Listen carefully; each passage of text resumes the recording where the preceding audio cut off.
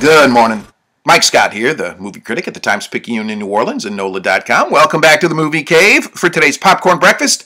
Today is Thursday, October 2nd, 2014, and we'll start today with the continuing saga of Netflix versus the Hollywood establishment. You remember this really kind of came to an head earlier this week when Netflix announced a deal with the Weinstein Company to stream online the sequel to Crouching Tiger, Hidden Dragon on the same day that it's set to land in theaters. That prompted a number of the nation's major theater chains to announce a boycott of that film. But now it looks like Netflix is raising the stakes as it makes a bid to establish a foothold in the movie industry as strong as it did in the TV industry. Yesterday it announced a 4-film deal with none other than Adam Sandler. Sandler's going to star in and produce these 4 films under his Happy Madison production banner, and all of them will stream exclusively on Netflix. Now, because it's under the Happy Madison banner, we can probably guess that these are going to be more of the goofier Adam Sandler films, not like the film festival hit The Cobbler, which is currently making some noise after premiering in Toronto. These are going to be more along the lines of Jack and Jill, That's My Boy.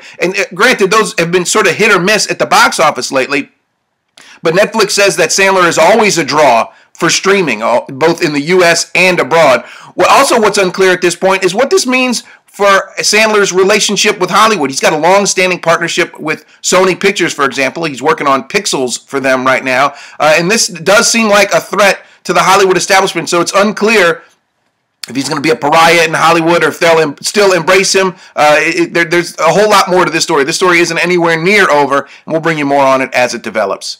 Moving on a little bit, actually, we're going to continue a story that we talked about several weeks ago, and it looks like it's confirmed at this point that Pirates of the Caribbean 5 is going to shoot in Australia. There were rumors about this. There was talk about this, as I said, several weeks ago. And now Australia's Attorney General and Ministry of the Arts has confirmed, he's gone on the record, that the government of Australia is going to pay a $19 million inducement package to bring the Disney production down under. Now, the big question here is what this means for the Louisiana film industry. You remember in a previous incarnation of Pirates 5, producer Jerry Bruckheimer had revealed that they were planning on a Louisiana shoot and that part of the film would even be set in Louisiana. Now, again, it's unclear at this point if the film still is going to contain that Louisiana set scene, and if it does, if it's going to actually shoot here, or if it's going to stay in Australia. But what we do know is that it's not going to shoot predominantly in Louisiana. That's going to go to Australia. Pre-production is set to gear up on Pirates 5. Principal photography is set to start early in 2015